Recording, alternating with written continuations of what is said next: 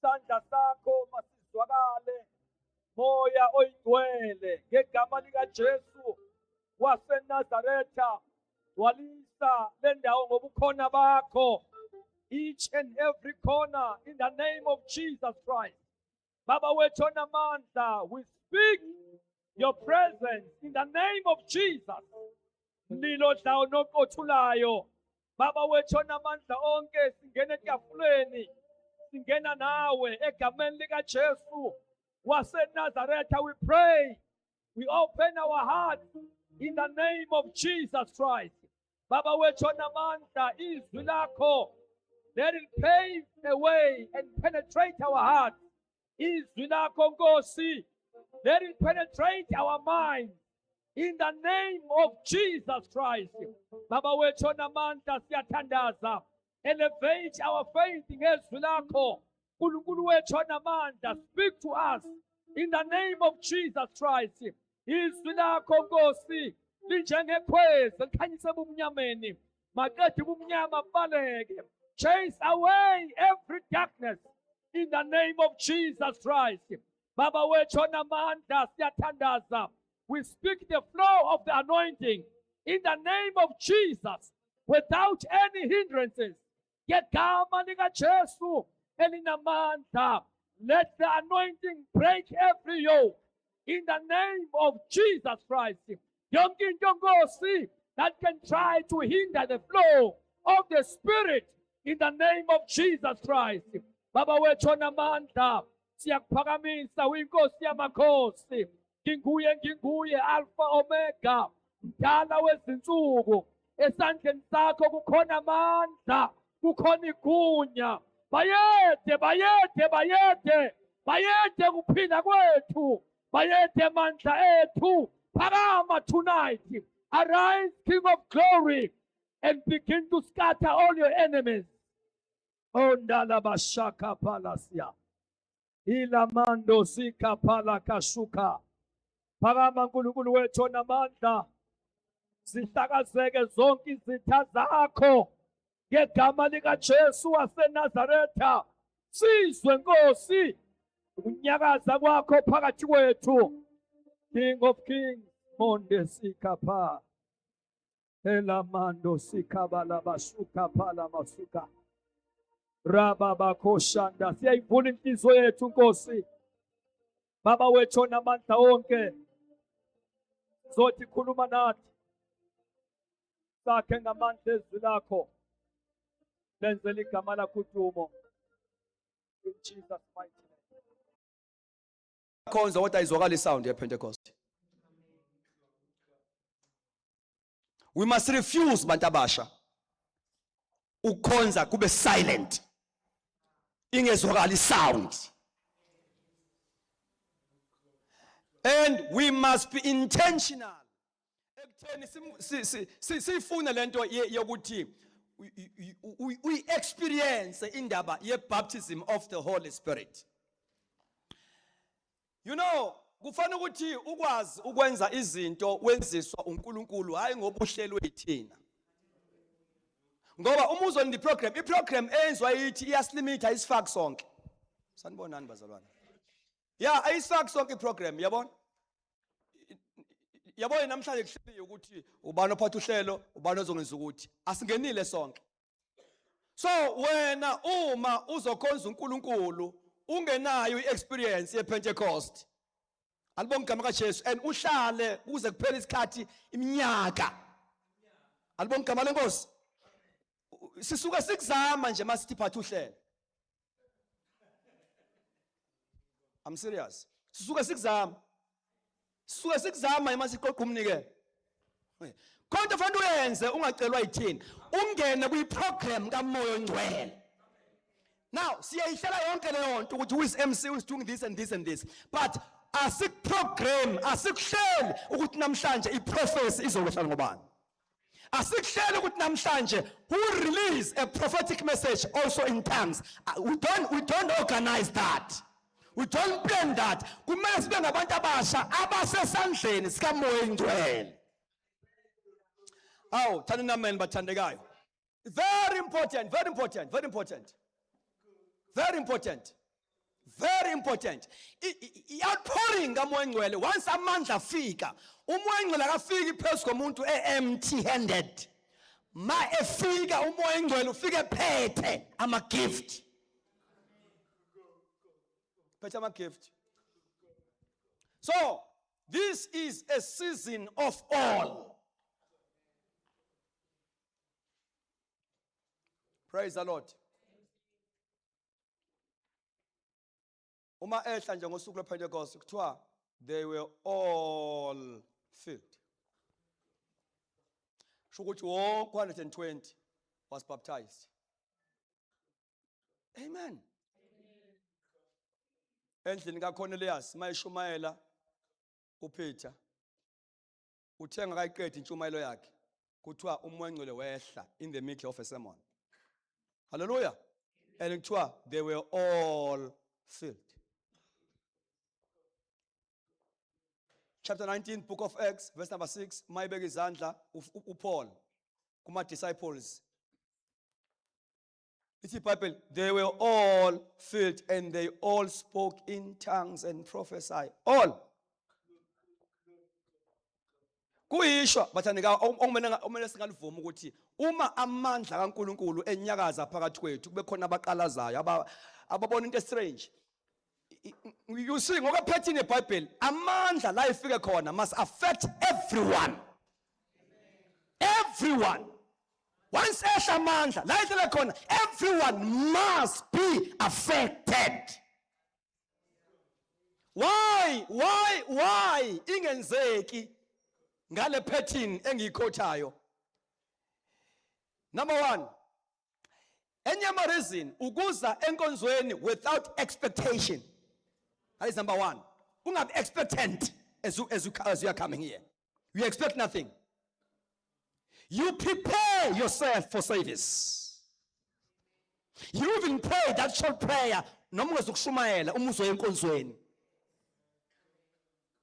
You position yourself.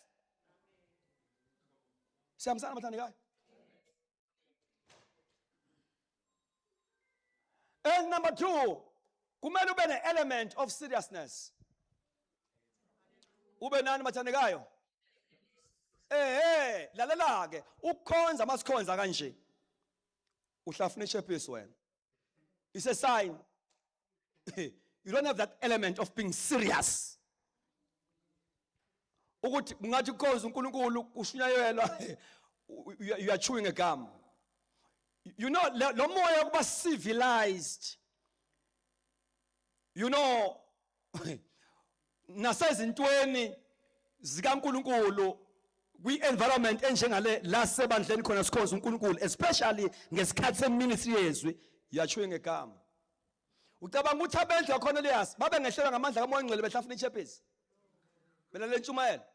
They were so attentive, and the experience ka chapter 10 ku book of Acts yenzeke once awutholi kwenye indawo ukuthi abantu bethi bengasindiswanga bayithola yonke ipackage ngesikhathi esi1. Wathi mayishumayela uPeter ba receive uJesu. 2, ba receive ubhaphathiso kamoya ngcwele. 3, they spoke in tongues and worship God in tongues. Same day, one sermon. No waiting period in between. That was extraordinary. I don't believe ukuthi among them kukhona umuntu owaye bias. Umula enkonzweni. Layelani mathandekayo. Njoba silapha nje, this is spiritual. Yi class elingafani namanye ama class leli. Albonke malengosi. Yi class engafani namanye ama class leli. Where God has promised ukuthi whenever 2 or 3 are gathered in my name, I am there. He has promised ukuthi he will attend that meeting. So a fellowship of the saints, it's not a social gathering. Yabona uma umphakathi uhlangene ngabizwe ikhansela kuzokhulunywa indaba yamanzi ashodayo emphakathini. It's not a social gathering. Masila, this is not a social gathering. It's a divine fellowship. La sithi mahlangana khona nenkosi esize ngayo iphakathi kwethu.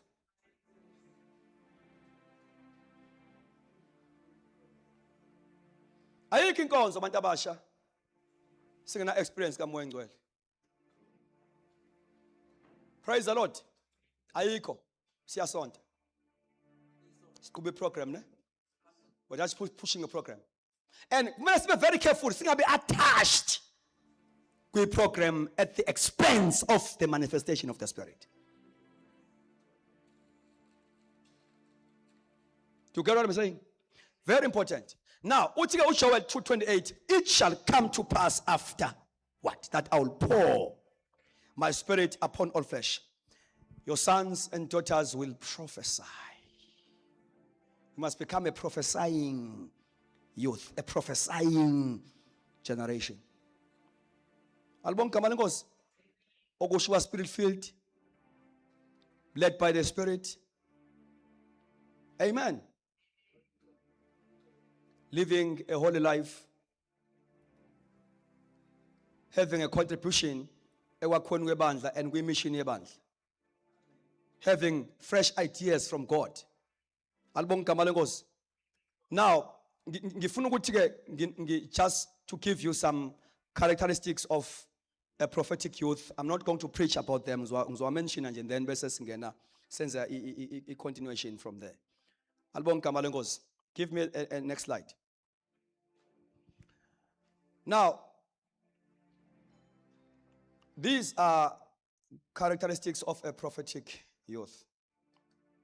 Number one, abantu abasha laba banjani, these are young people who are spirit-filled and prayerful. Can you all say spirit-filled and prayerful?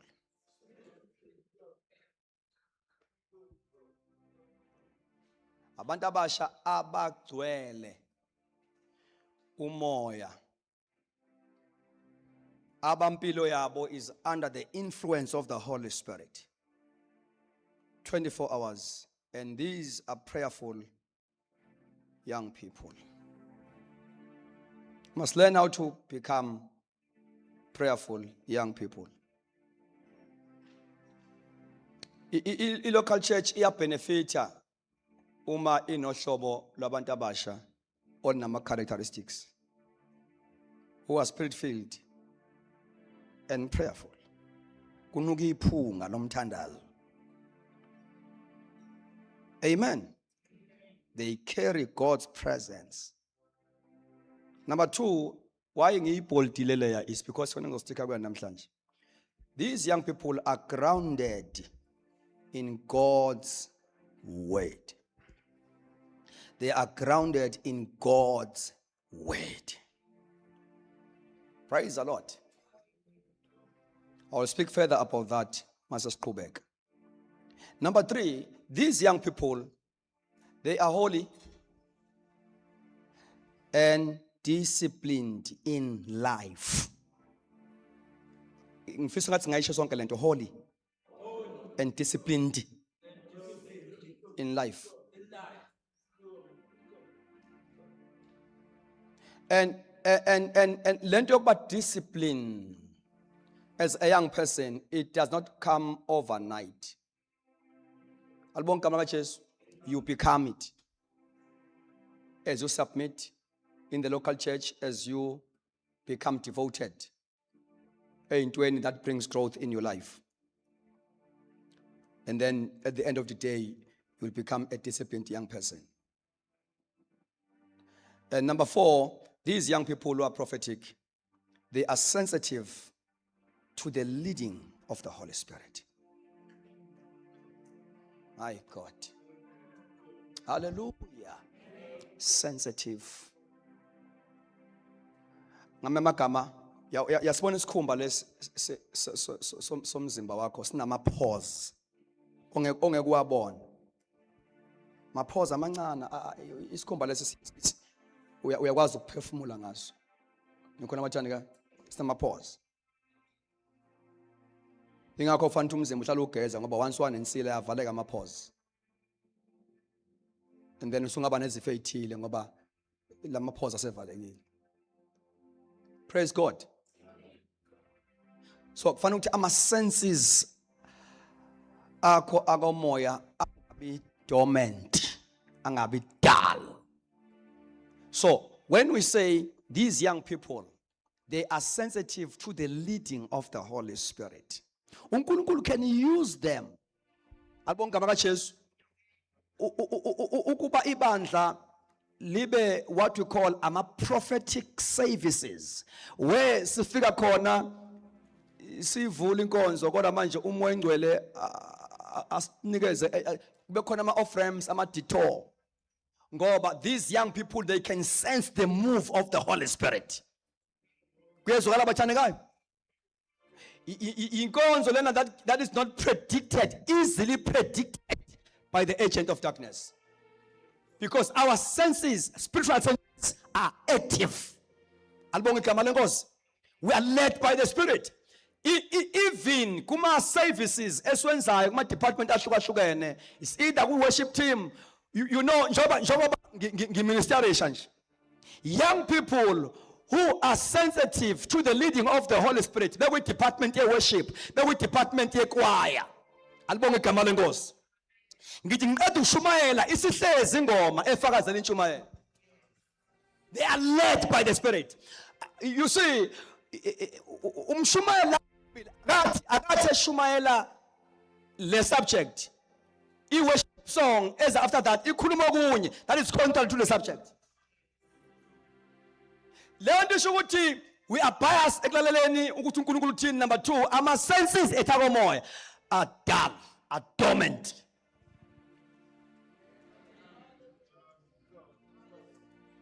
Lapha concern, there are sensitive moments. Can you all say sensitive moments? And we must be very careful during those sensitive moments. One of the sensitive moments, as young people growing in the local church, we must know our way of doing things and also be careful when it comes to those sensitive moments. One of those sensitive moments is when we approach the ministry of the word. Come on, good people. Please come closer. Uma sesikuyiwa ezweni lenkosi, that's a very sensitive moment.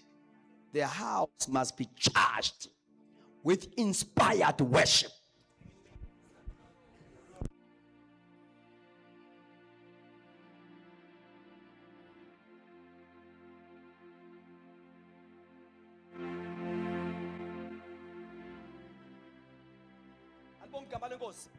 That is why ayikho I-department kwi-local church okufanele yenze inkonzo ibingawathola ama-workshop aqondene nalezo zinto abazenzayo. You can't be effective entweni oyenzayo ungazange uyithole i-teaching eqondene nayo. You can't. And these teachings, this workshop must be done regularly so. Ushers must be workshopped. Worship team must be workshopped. Ngoba ukwenza inkonzo uninformed ngayo. Ayaneli passion without information. Ngicela ukukhuluma nani bazalwane, yazi ngiyacela ukukhuluma nani. Ayaneli passion without information. You must be taught. You know, yithi mangithi yithi angisho lonti ngisho ibandla lalezi insuku modern church. Yithi we are not following a pattern of the early church. Uma uqala umsebenzi kwi-first century after the outpouring of the Holy Spirit, ibandla belakhiwa in such a way that ubungamani nje ukhonze ube yisikhonzo. You supposed to qualify. You must qualify. You must qualify. Lalela-ke, uma uza kuJesu usindiswa, you don't have to qualify. You come as you are. Kodwa uma uzokhonza, you must qualify. Why am I saying that? Look at this. Incwadi yezenzo chapter 6. Yabo izenzo chapter 6. Oh bazalwane. Kwala nikhona enkonzweni. Why amen ungabikho pho? Now, Izenzo chapter 6, I think verse 3, if not verse number 4. Ukhuluma ngama qualifications. Ngani bathandekayo? Those qualifications are not limited to diacons or to people of administration. No. Those are standard qualification. Our wonke umuntu ongenza anything in the house. Any. Ngoba iBhayibheli yonke into eyenziwa endlini kaNkulunkulu libiza ngeministry. It's a ministry. Noma ngabe uzoklina indlu yenkonzo, for the fact that you are doing it in the name of the Lord, that is a ministry. Then you must qualify. Now, ngicela sifunde le verse, ngicela le verse. All right. Now, ngizofunda mina ukuze ngikwazi ukushesha. Right. Glory to Jesus. Chapter 6, book of Acts. Uyabona lapha verse number 3 uthi, therefore brethren, seek out from among you 7 men, basically my qualification, of good reputation, full of the Holy Spirit and wisdom, whom we may appoint over this business. Now, before that, kunegama engifuna ukulandela lapha elisho abapostoli. Uthi verse number 2, then the 12 summoned the multitude of the disciples and said, it is not desirable that we should leave the word of God and serve. You must underline that serve. Lawyer serve. Usho to minister. It is not good for us, njengabantu ababezele special assignment, ukuba sithi minister. Alibonga igama lika Jesu. Sithi minister. So, bese sithi ke khethani phakathi kwenu bese benikeza ama qualifications abantu ofanele bakhethe ukuthi kufanele ngabantu abanjani. Kuthiwa and uyibambe lento ukuthi njoba kuthiwa nje akube ngabantu number 1, abantu with good reputation, abantu abanodumo oluhle, abaziwa kahle. 2, kube ngabantu abagcwalisiwe, abagcwele moya. Number 3, kube ngabantu who are full of wisdom. The question is, bazokwenzani? Bazokwaba ukudla. Bazokwenzani? Kuba kuthiwa babe njani? Akubona ama qualifications abantu abazophuma bayoshumayela bamisitende bazokwaba. That's how serious was ibandla laqala. Just i-service esingayithatha nje as a minor service, even ukupakisa imoto ngaphandle yiba nodumo oluhle ngoba leyo nto awuyenzeli umhlangano obizwe uhulumeni la ngaphandle kwi secular world. No, lento uyenza in the name. Upaka imoto, you are ministering. Twala umoya. Yiba nodumo oluhle. Yiba ne-wisdom. I-wisdom izokusiza when you face challenges how to navigate.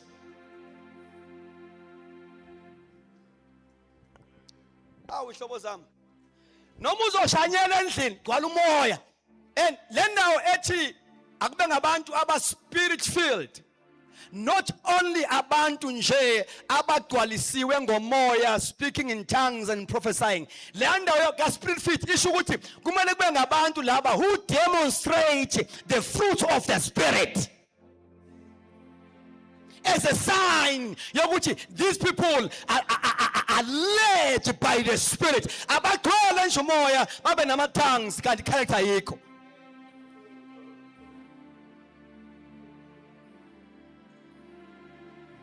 So loya spirit fit of Ephesians 5 verse number 18 ningadakwa iwayini kodwa gcwaliswana continuously ngamagama living a life under the guidance of the Holy Spirit, living a life that demonstrates the fruit of the Spirit.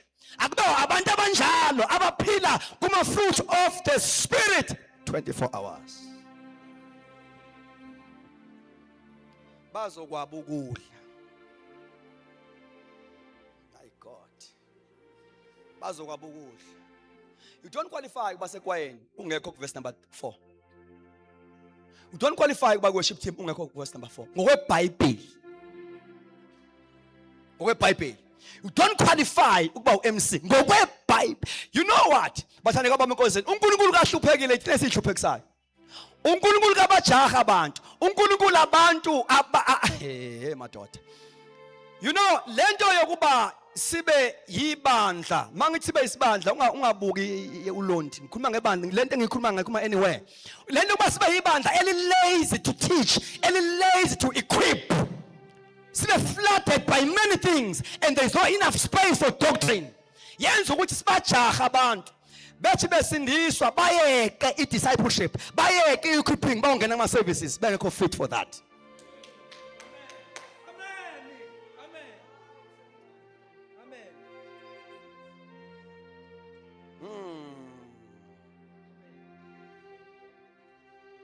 You qualify ebandleni.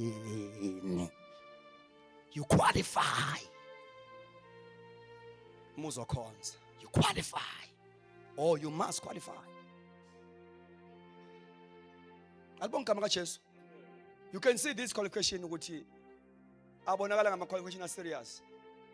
Albonga malengosi. Kodwa early church it was not serious, it's a serious thing. It was just minor signs. Old people are growing. Minor signs. Minor signs. We use a boldness. You have apostle. Mabe keep a statement. They say, "Ketan nge pagatwe." It come that boldness and God ba vele bathi nje ketan. It's because basho bawenzile umsebenzi. Bakhona laba bantu. Angithi from chapter 2. Ibandla bekulewa foundation. There was no administration ebekiwe in a way ukuthi ibandla libe organized. Bekubekwa nje foundation from chapter 2. Lalibonga igama kaJesu. Kuze koshaya ku chapter 5. Then ngenxa ukuthi umsebenzi was growing rapidly. Praise God. Umsebenzi ukhula kwadaleka isiphithiphithi.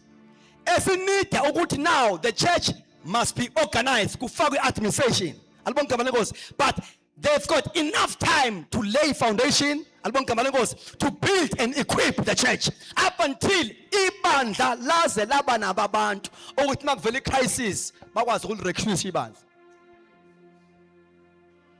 Bathi ekhethani ngephakathi kwenu. You see? Kuthiwa khethani phakathi kwenu enibaziyo enjani? Abanalezi zinto. Okusho ukuthi abembulwa inkosi. Asibathanazeli baba sibambule kweyibona. Kufanele sibazi. Akukho wrong ukuthandaza mangabe kuzo appoint or elect abantu. It's not wrong. It's a sign ukuthi yonke into esiyenzayo we fully depend kuNkulunkulu. Kodwa akumele siwenze lo mkhuleko ngeconviction yokuthi inkosi izobembula. Kuthiwa akhethana abanje. Sifanele sibazi ngama qualification not by revelation.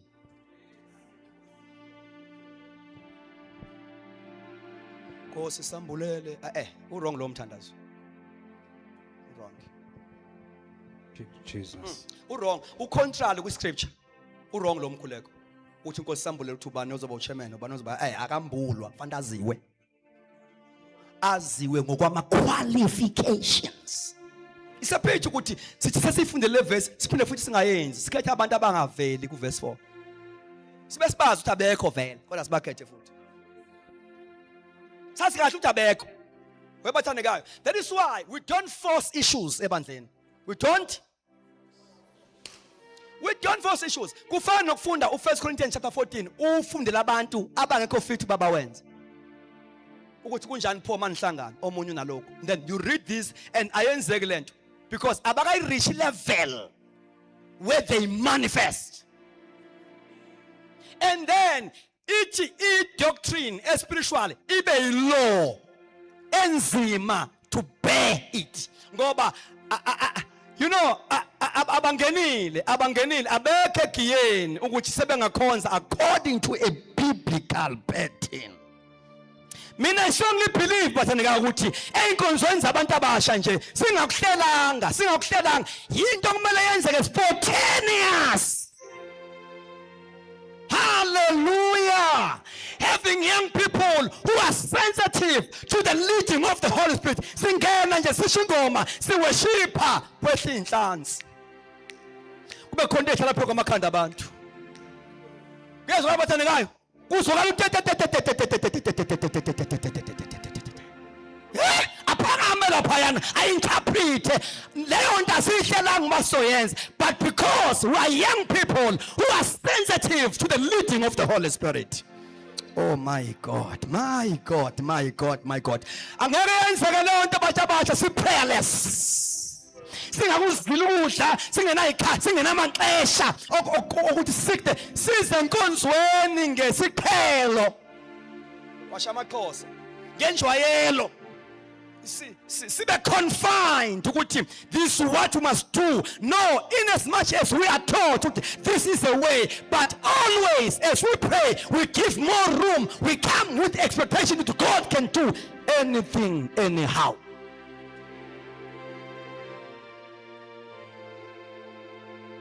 Uyazi ukuthi yini eyenza inkonzo ibe inkonzo abantu abasha?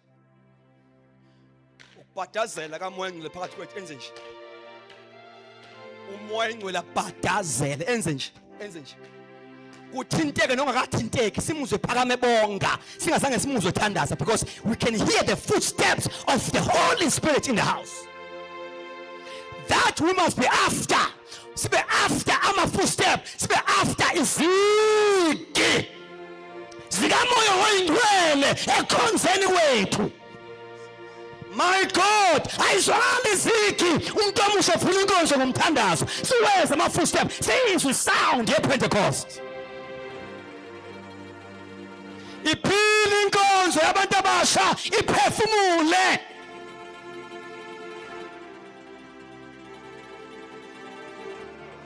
Kola mashanta laba. Ula maya kus. Hallelujah.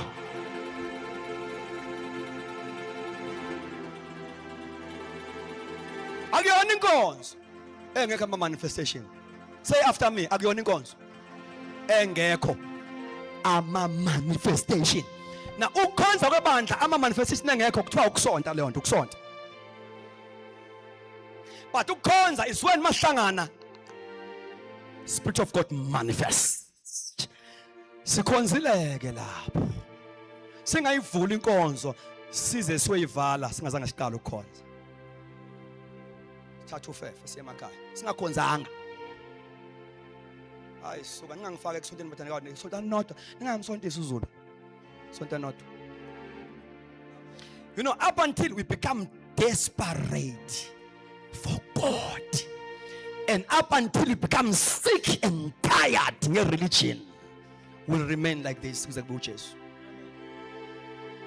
Awukwazi ukushintsha imoto usayi-enjoy uthenga enye ebetter. Noma sishanga into uthe emnyama iphazamisa abantu emgwaqeni ngithe emnyama, as long as I enjoy nje awukwazi ukuyishintsha. Jesus. Ukhona bathanda kayi? Up until you are sick and tired yale into uthe shunqu hamba ufuna enye imoto. Usayi-enjoy.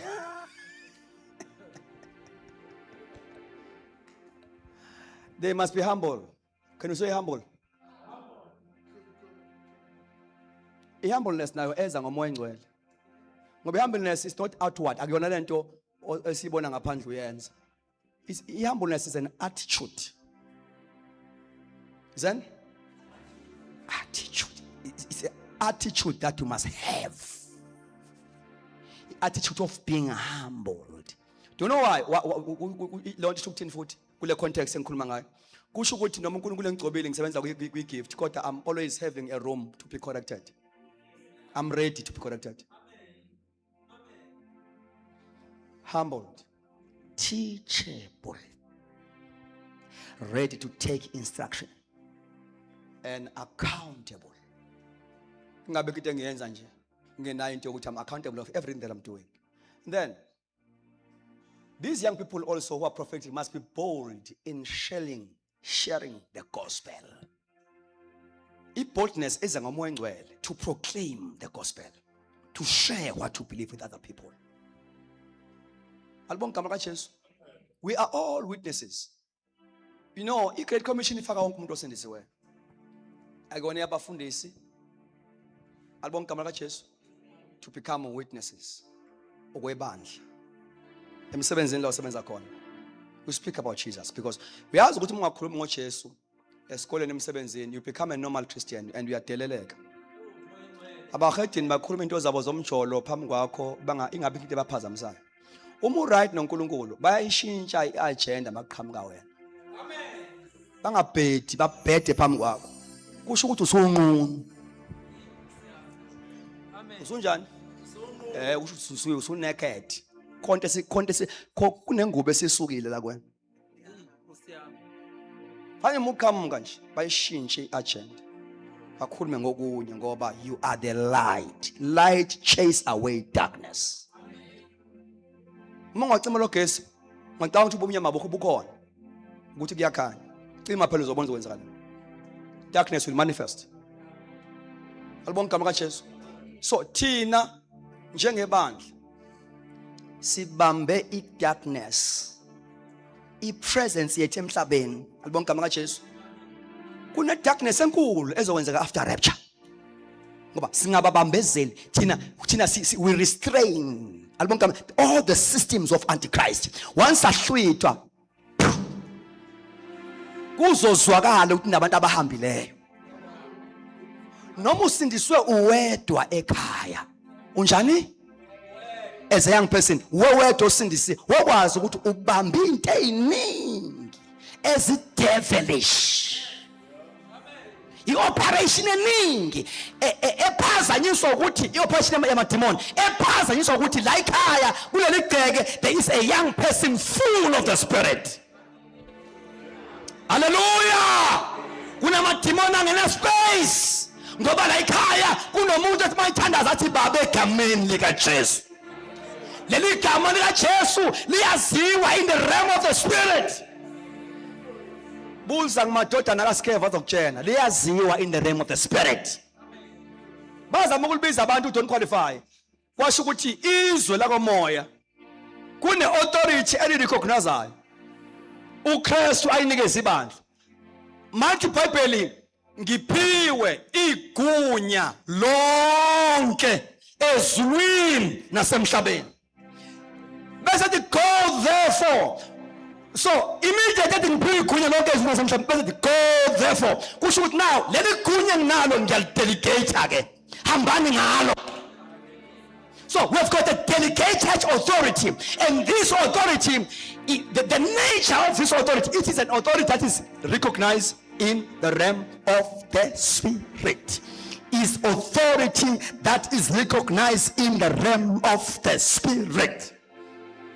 Igunya alasiyahla madimoni. Yingakho uma uzothandaza usinful isono weakens authority. The Bible says a prayer of a righteous, not a prayer of a praying believer, a prayer of a righteous man avails much. Because righteousness strengthens authority in prayer, but sin weakens authority. And their verse ikala ngephrase ethi vumani izono komunye nomunye ukuze nithole healing. Before nizothandaza we must be healed. Kuma relationship ningathandaza ni fast ukudla nithandaze kanti anizwani. Confess your sins so that you may be healed. Now ibandla ngimele lingene emkhulekweni lingekho healed kuma relationships. Lingezwani ngoba lizolusa impact ethandazeni.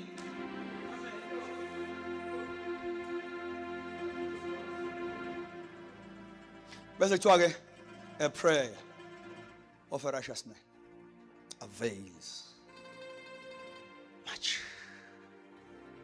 there is authority that must be felt in your prayer. Alibonga igama lenkosi. Ukhuleka omfushane nje kodwa one backup power.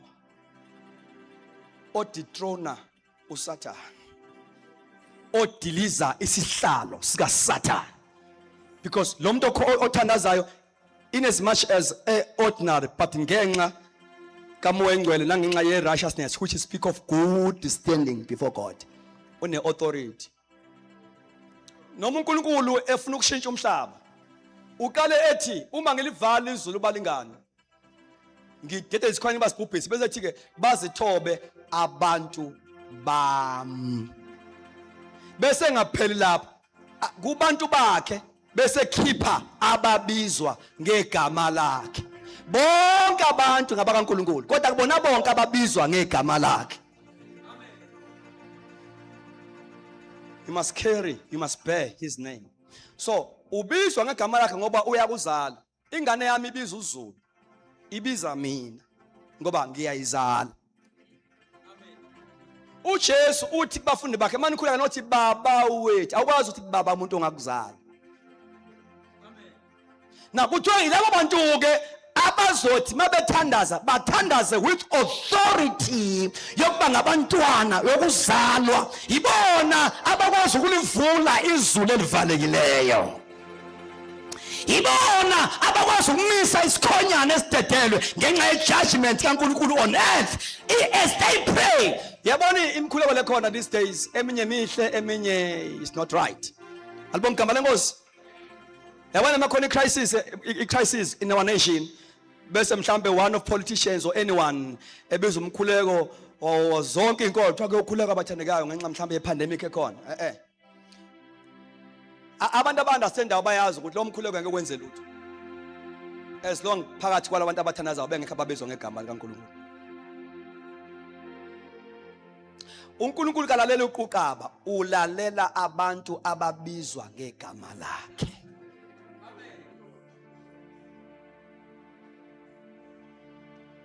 These young people must be committed to serving the local church. Kunombuzo othi how to identify my gift.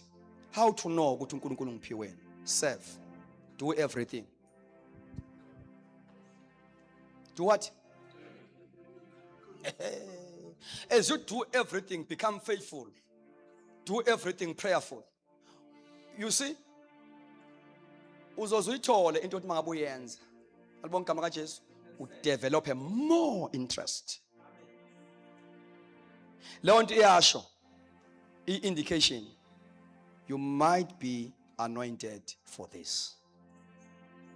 That is one of the simplest way to identify, to discover your gift. Do everything. Alibonga igama kaJesu. As you do everything, ikhona le ozo develop interest yayo. Amen. Zikhona ngezinye indlela zoku-identify igift yakho, but I'm just giving you a simple thing. Alibonga igama lenkosi. So these are young people who are prophetic. They are spirit-filled and prayerful. They are grounded in God's word. Amen. They are holy, disciplined in lifestyle, sensitive to the leading of the Holy Spirit. They are humble, teachable, and accountable. They are bold. Amen. In sharing God's truth, which is the gospel. And they are committed to serving. Into engiyithanda ngenkonzo yabantu abashayile. It's a training ground. We are what we are today because of the youth service.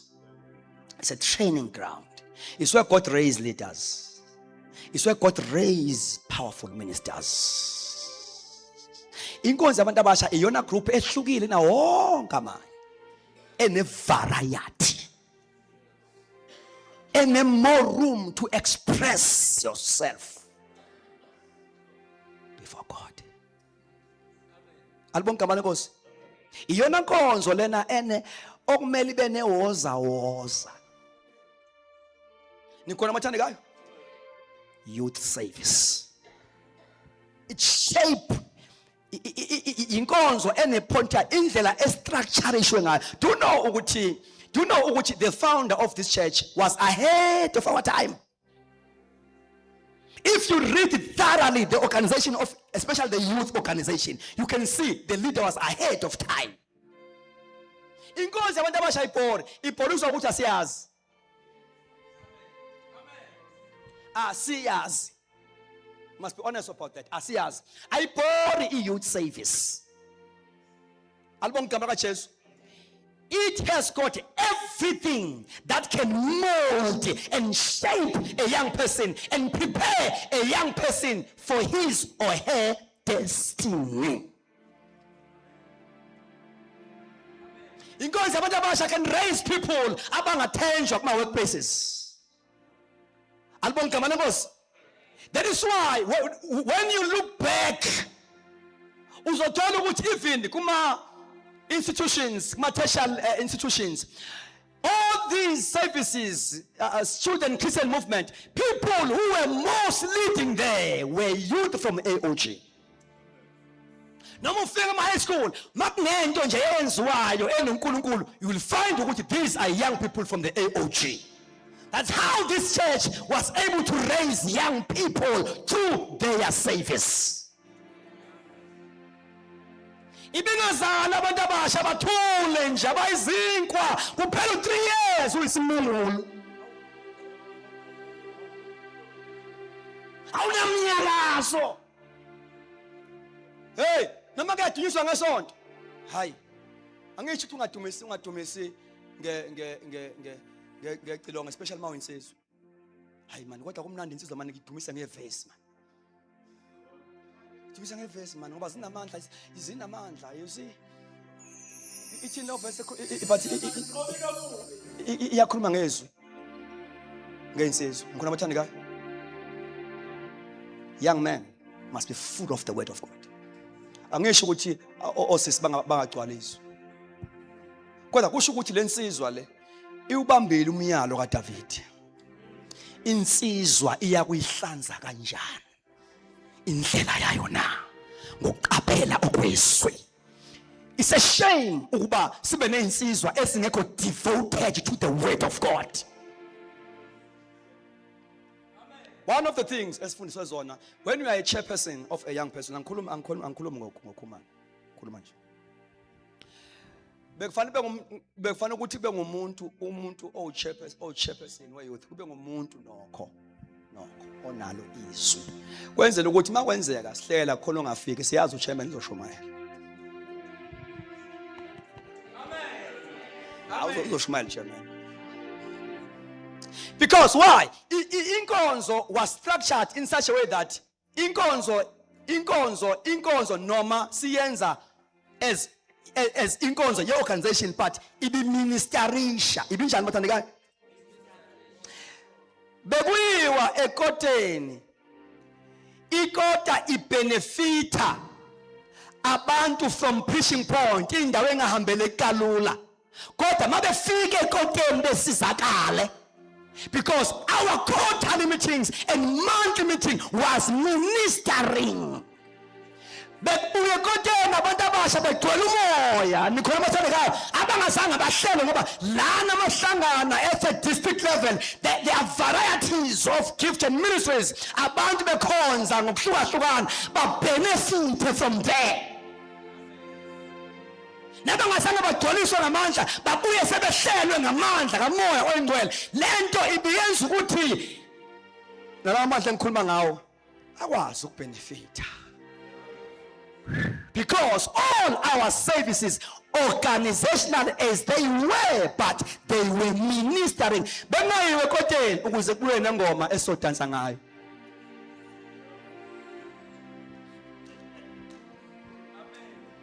Sibuye nengoma yokudansa, sibuye nomdanso nje. Sibuye nomdanso nje.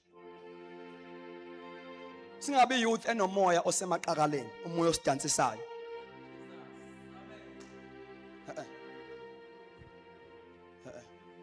Bengabuya nje nengoma nje. Bebuya noNkulunkulu. makubuya next Sunday iyouth imiswe la lebeyile kwi convention but testify briefly, what have you benefited briefly? Nikhona amathandekayo, they have to share ngoba this fellowship also were places of divine encounters. So when young people encounter God, I know ku local church, but the way it was structured before we pay more focus on Malin, we were so spiritual. Nimusho amen nalapho. Nimusho. We were not driven by finances. We were driven by commission. Young people must be able to win souls. And young people must be equipped. And young people must be given platform to exercise their gift and ministries. Inkonzo yabantu abasha inkonzo yokubheda ukuzulungiswa. Bhedala. Ukhona abathanda kayo? Bheda kuphi? Ungazobheda le convention, bheda la. Amen. Eqinisweni bekuthiwa into ehamba kahle abathanda kayo. These services imhlangano le provincial and national. Ila khona kufanele siveze khona ucream. It's a shame ukuthi isiphithiphithi kube sivela kakhulu le phezulu. Which these are untrained people. It's like nje bavele basuka nje etradini bapakesha amaphara kamoya bapakesha bayale ku convention.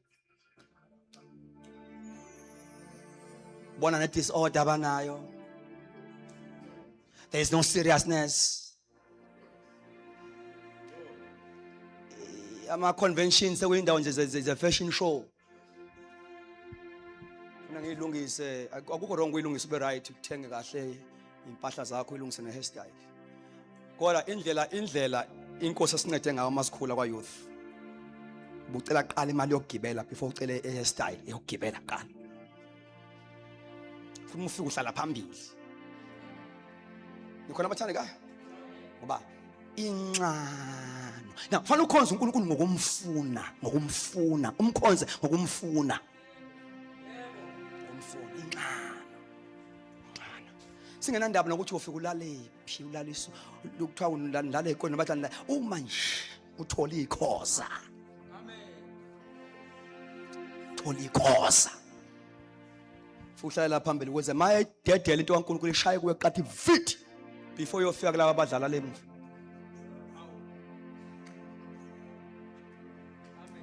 Awu ayibuye emasisweni bakwethu.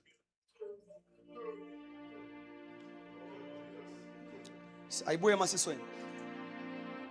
Yabona nje nalento angisho ku wrong. Asibe right. Kodwa expectation yethu has diverted. Masiyang ma services. Ususwenkela nje ukuthi makuphuma inkonzo ngifuna ukushoota ngithatha ama pictures. Ngifuna umuntu one iPhone. Asinazo na inkonzo engasavaleki. Kuba sesi mindful of ourselves. Ukuthi inkonzo ivule but asikho sure ukuthi iyovaleka kanjani. Ke dinwane asukane nyanyane ukusonga.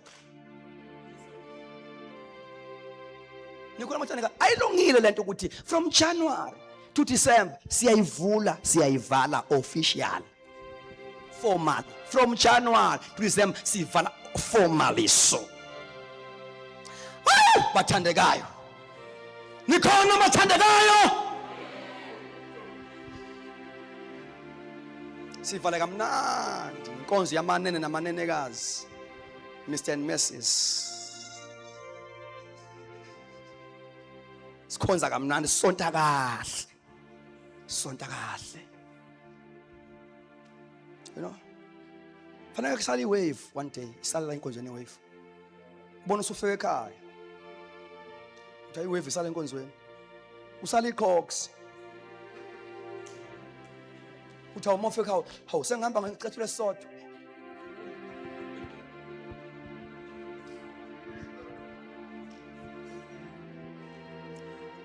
what I'm speaking, if nginganikeza inhliziyo yami, how painful I am. I'm so painful in my heart. But our prayer ukuthi uNkulunkulu avuse abantu abasha. Njengoba ngikhuluma lawa nje ngenza impartation. And I strongly believe there are young people who are catching it.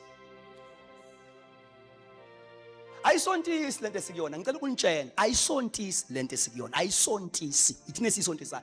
No, actually this is not a denomination. But by virtue, in nature, back to God, it's not a denomination. In nature, nje.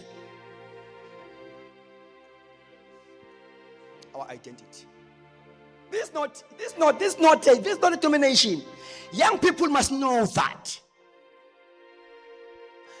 This is not a church that is driven by programs.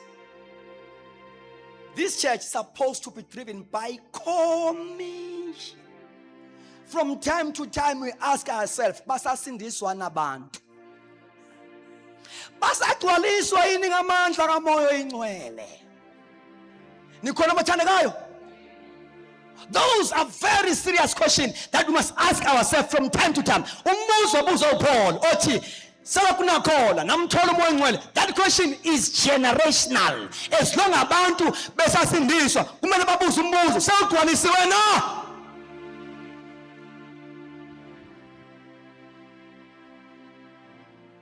Now, asikho ecaweni bazalwane. Asikho.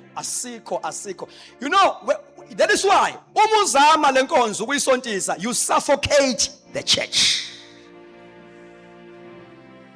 Because i-DNA yethu ayivumi. Iyona engavumi. Amen. Iyona engavumi i-DNA yethu kuba sibe ngabantu abasontayo. Ngicela ugcina ngale illustration standards emakhaya.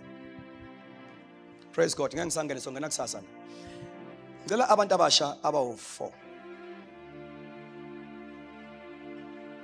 Praise God.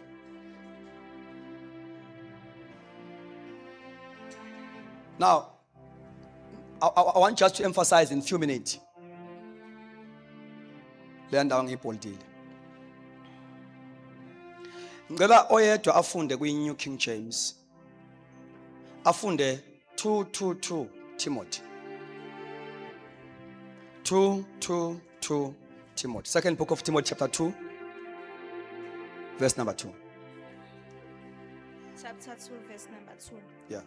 And the things that you have heard from me among many witnesses, commit these to faithful men who will be able to teach others also. Read again. And these things that you have heard from me among many witnesses. Now, kwelesizulu sithi izinto ozizwe kimi phakathi kofakazi abaningi. Amen. uPaul ukhuluma noTimothy mesidala. uPaul lo ukhuluma noTimothy uthi izinto ozizwe kimi phakathi kofakazi abaningi. Timothy, thatha zona ungayishintshi. Take them as they are. Uyidlulisele kwabanye abathembekile abazoba namandla okuyithatha. Praise God.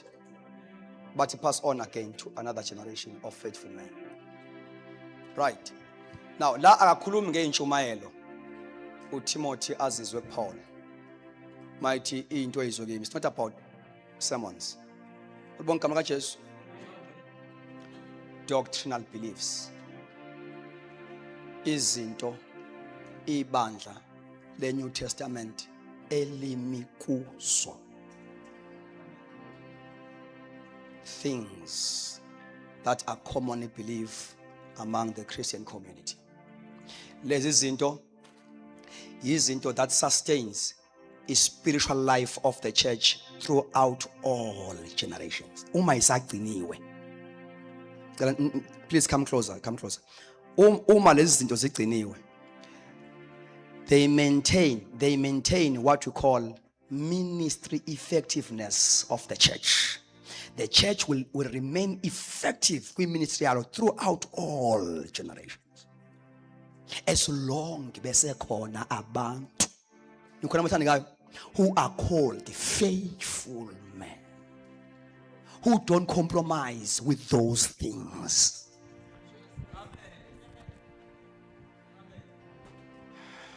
engathi ngahlala nanze kuseni. As long bese khona lalela ke. You know, le verse isivezela 4 generations. Can you all say 4 generations? Now, into uma ikwazile ukudlula yashama generation of 4. Wokwazi ukuthi imile leyo nto. Kodwa once yahamba ya drop among generation before the 4th generation, upcoming generation will be weak. If vibe eqale ngayo, it will decline. Siyamsana mathandekayo. If vibe eqale ngayo will decline.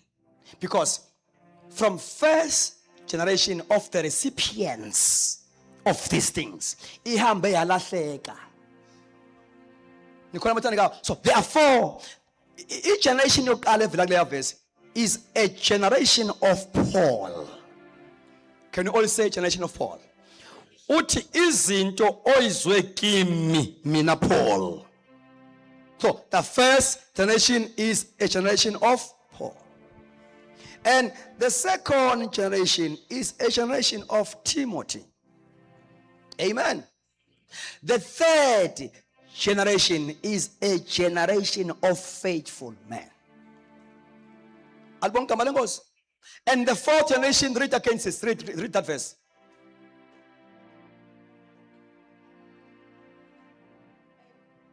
And the things that you have heard from me among many witnesses, commit these to faithful men who will be able to teach others also. Each generation got others. That's the fourth generation. The generation of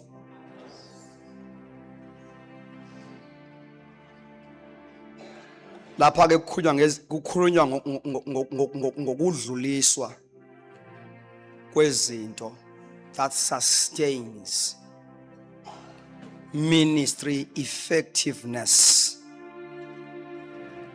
of the church. Izinto that keep the church identity as it is. Akuyona yonke into eyenziwa enkonzweni ekwazi ukwenza lento engikhuluma ngayo. Enye yezinto eyenze uPaul waba worried uma efika ebandleni likhonza kodwa kubonakala ukuthi this church lishoda ngendaba kamoya ingcwele. And its doctrine of the Holy Spirit is one of those doctrinal beliefs of the New Testament church. Alibonke igama lenkosi. Yamhlupha yamkhathaza lento. Ukuthi ukhonze njani lokho. So the early church was so blessed because belinawo ama leaders who are concerned about the vibe of the Spirit. Noma ngashaya iphutha kahle A to Z, but akusiconcern kakhulu lokho. Into esiconcern ngawuthi procedural as you are, niyaphila na. Lalelani bazalwane. Chapter 19 book of Acts. Bebekhonza. Bebenza njani? They were following a certain program, of which is not wrong. Kodwa i-concern kaPaul mayifika la. He was not pleased by order without life. Amen.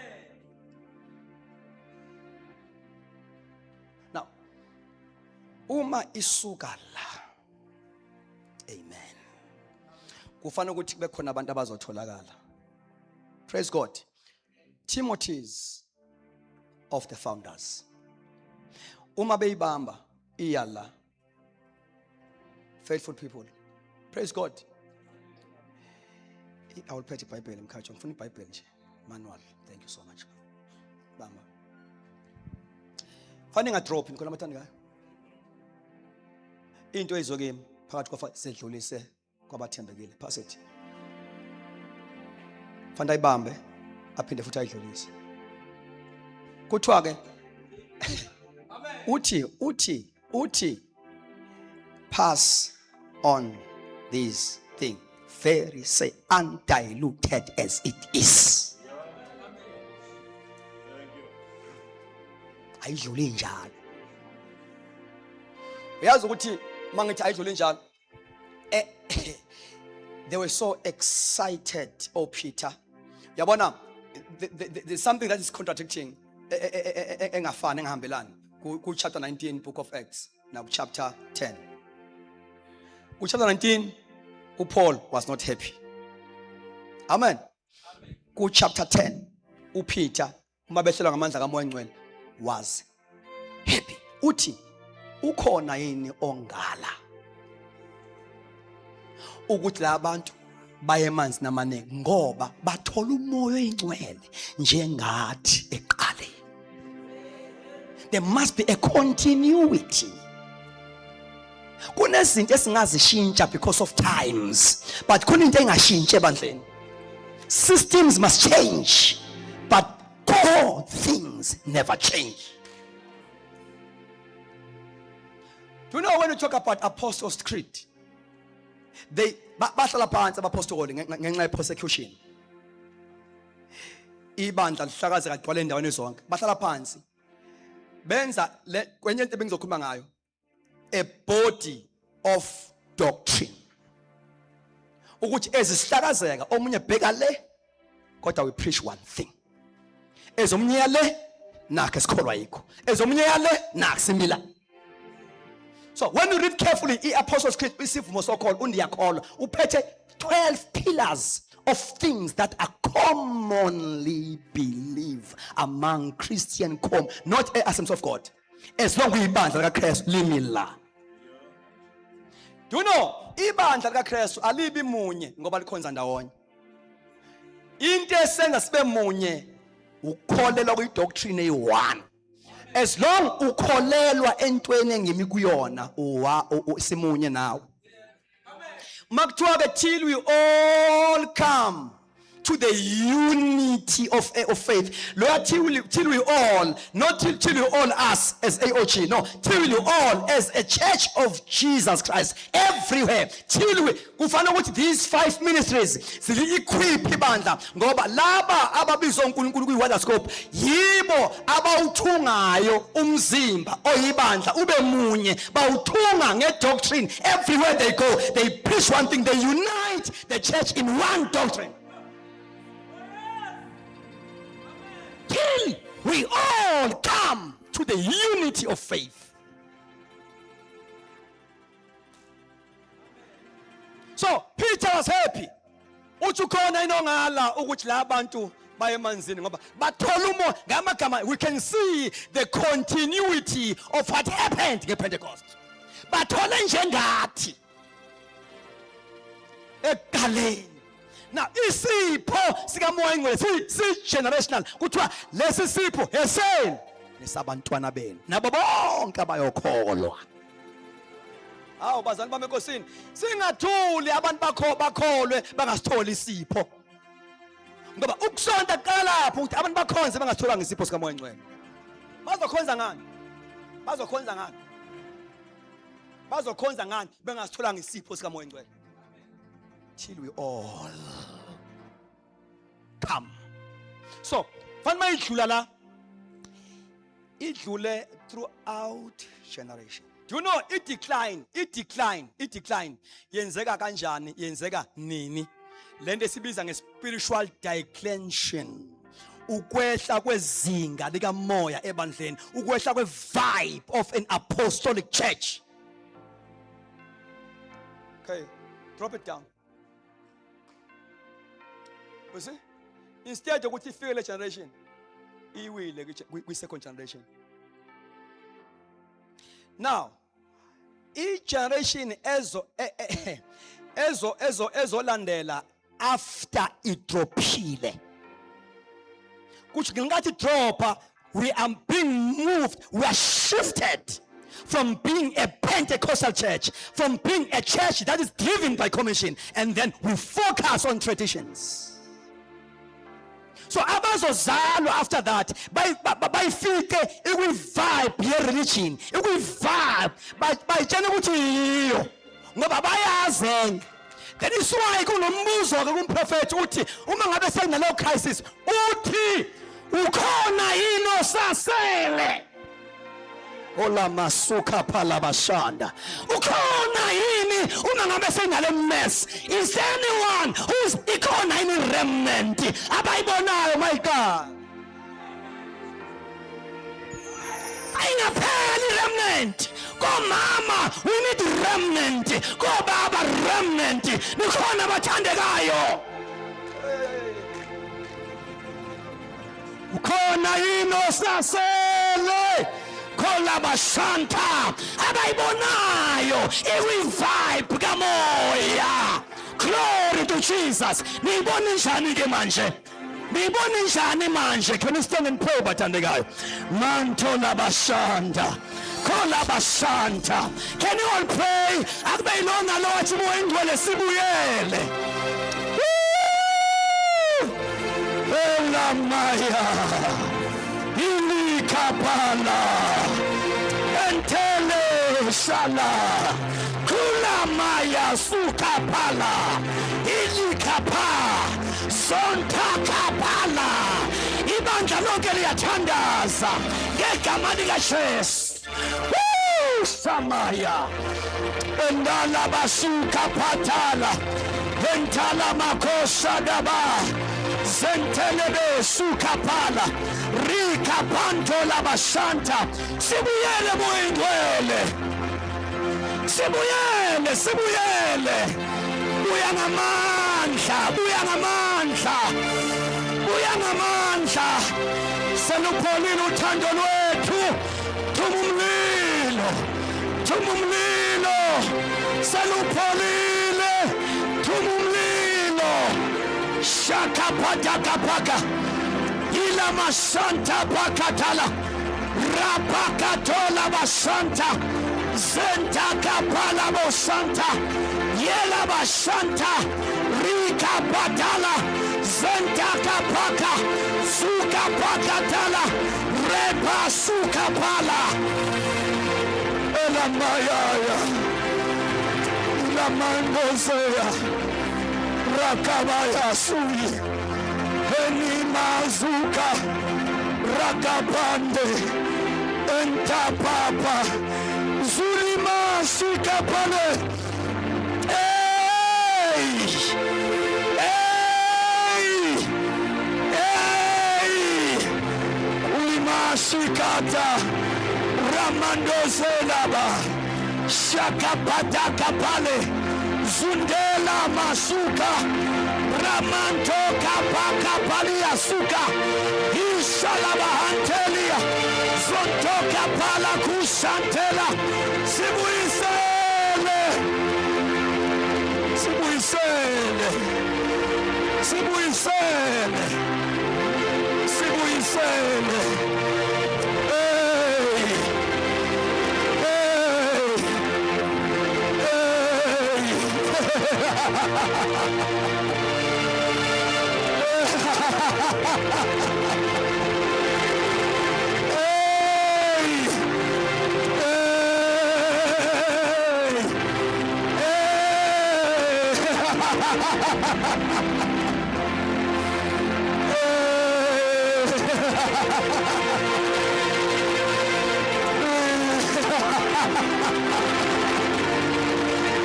Sibuisele moindwele, sibuisele bayete, sibuisele, sibuisele.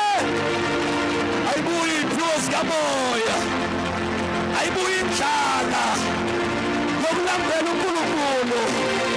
Ayibuye iqale ngabantu abasha. Ayibuye, ayibuye ondozikapala entala musende ikapala mazunda entela kala mazuka pala ura baba basanda. Raise a Jacob generation, a generation that seek the face of the Lord. Baba wetu anamandla ngegama likaJesu, ngegama likaJesu. A generation of Psalms 24:6. In the name of Jesus Christ, in the name of of Jesus Christ. Silambele Nkosi.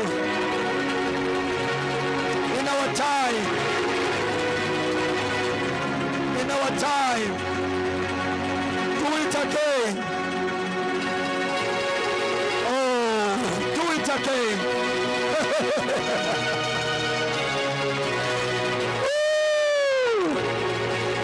Oh, Baba, buyisa imvula.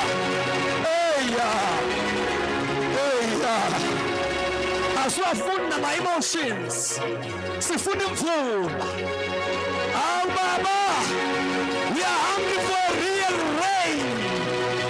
The rain of the Holy Spirit in our midst. In the name of Jesus Christ. Oh, la mashanda. Udaba ya kondesa. Udaba shande la bas.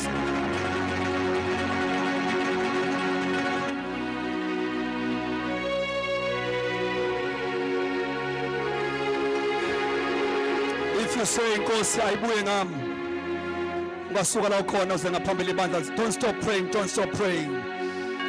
As a young person, moya ingcwele ayibuye ngami.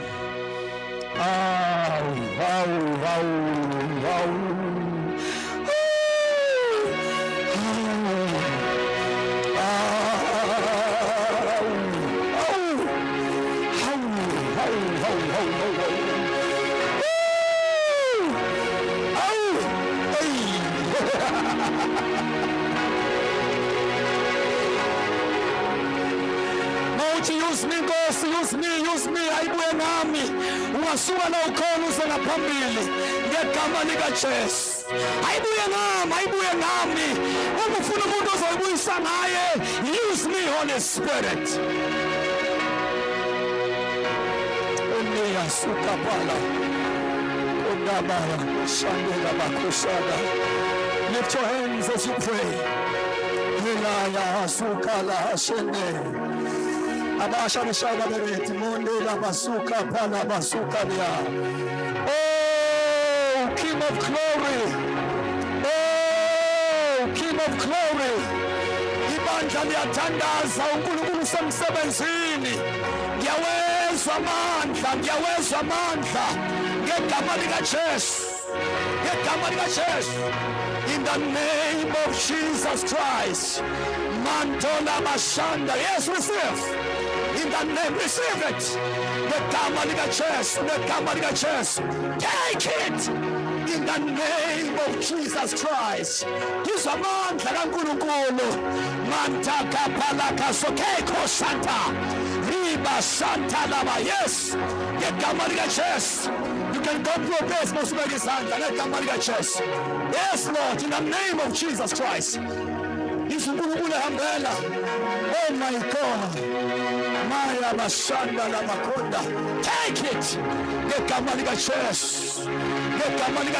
Nandamansa. Nanda Zoka Pala Kushanda. Dona Masuka Pala Kashanda. Allow more to ignite. Get chest. We must refuse as young people to be dominant in the house. Get chest. We must refuse in the name of Jesus Christ. In the name of Jesus Christ. Oh Lord, yes. In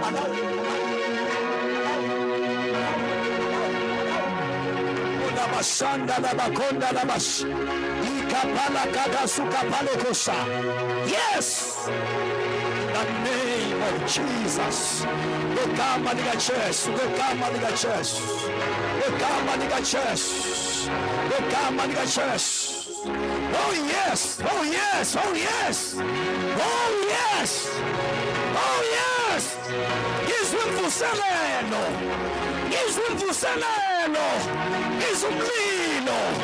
Kalabasuka Palace. Entapala. Abanye bazakwehlela for the first time in their lives. Ngegama likaJesu. Just for 1 minute, yes, none sonke. Ngegama likaJesu. Embrace what God has done.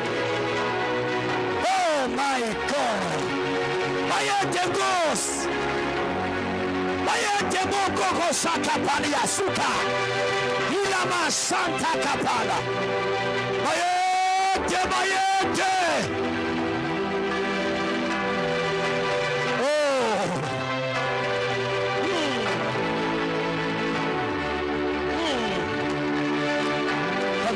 Sukanda, Endele Sukadaya, Olimando Sidabaya Kapala Kusantelebes, Limando Sia, Yamuzu Nkulunkulu, Rakapasa, Hinamasukala, Katakapakatukasika, Zikatakapakatakapakasuko, Zitapakatuka Likazuka Pakatikas. Zikatakapando zikatakapala zontakapakadoshika shakakuka palakadosh. Oh God, shokalas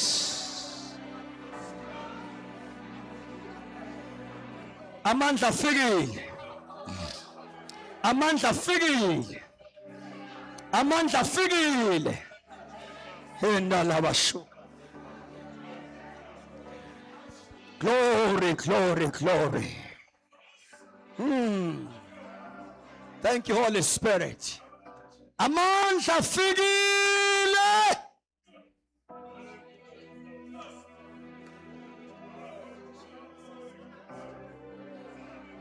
Thank you, Jesus. While you are in a mood of prayer, don't disconnect, but just be quiet. Siza ukuthi uNkulunkulu uthini, kukhona isambulo asibekayo. Ngiyabingelela abangcwele egameni lika Jesu. Kuthena enamuhla ngilele suku. Ngabona sikhuphukele entabeni ephakemeyo. Intaba ehlaza ethecwe. Uma simi phezulu entabeni athi sizokwakha la. Sizokwakha la kungathi khona abantu engihamba nabo abakhona la. Ngibuka intaba ngithi sizokwakha kanjani entabeni engaka. Athi lokhuluma nami umuzo wakhe entabeni ungesitheke. Ngibuka umgwaqo ngithi umgwaqo uzohamba apha entabeni engaka. Angikhombisa ukuthi yabona lo yamgwaqo uhamba lapha. Uzohamba ufike lapha. Uhambe wathi imuzo wakhe entabeni ungesitheke. Wathi nina nikukhanya kweswe. Uthi makukhanya ukukhanya phakathi kwenu. Makukhanya ukukhanya phambi kwenu, phambi kwabantu. Ukuze abantu bandumise uNkulunkulu osezulwini. Ni ukukhanya. uNkulunkulu lethile ukukhanya. Ni ukukhanya nomuzo wakhe entabeni. Hallelujah.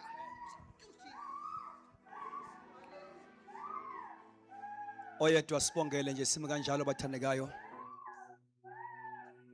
Ngegama lika Jesu. Ngegama lika Jesu.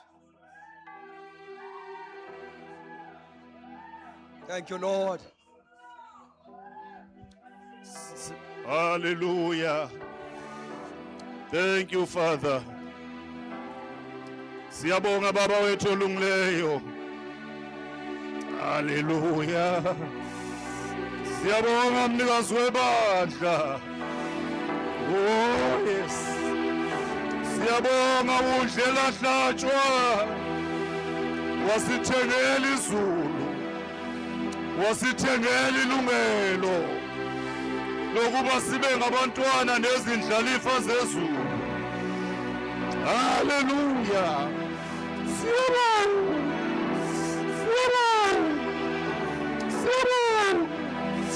Siyabonga. Siyabonga. Sidingo sebandla. Sidinga wena. Sifuna wena.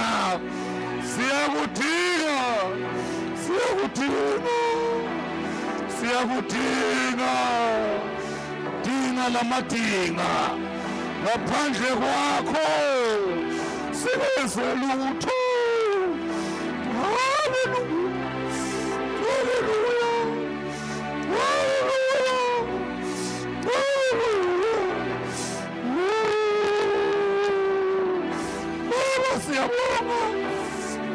siyabonga Baba, siyabonga nantambama usibuyisele endaweni osifuna sibe kuyo. Baba wethu ongcwele, njengebandla lakho siyazinikela.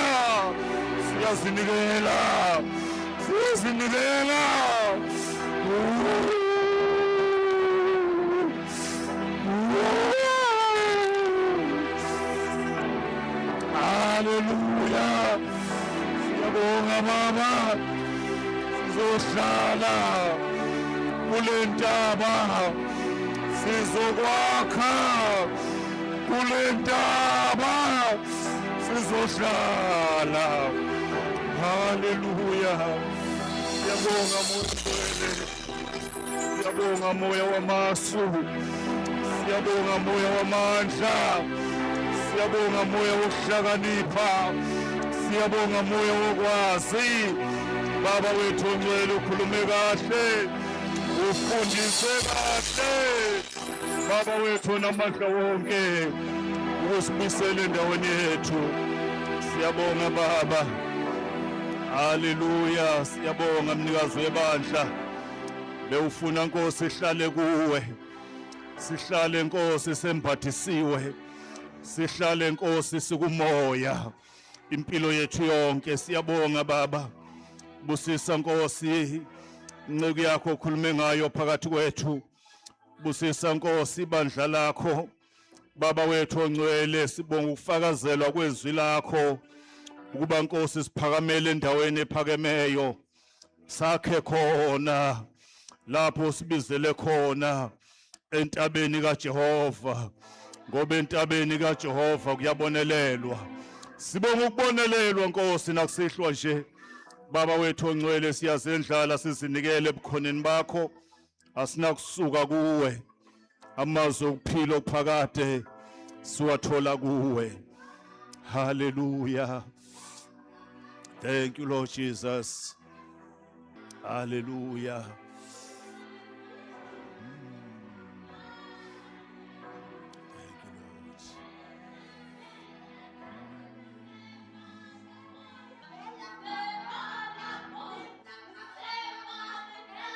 Thank you, Lord.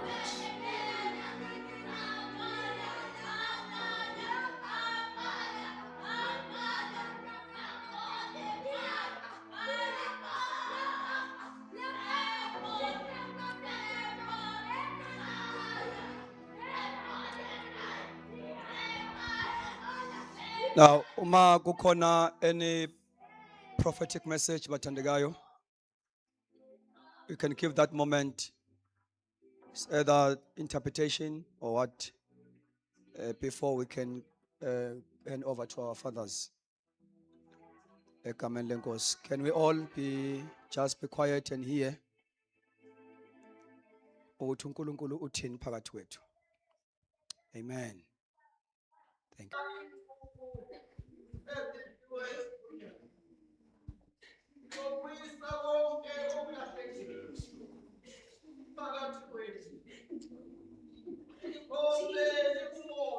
Yeah, Nkosi.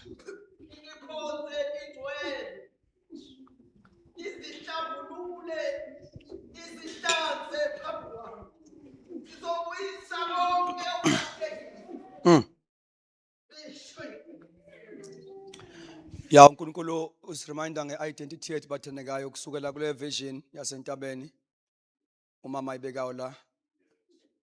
Kubalekile kuba as uNkulunkulu esebenza siphinde futhi sithi embrace what God is saying through these prophetic messages, embracing our identity.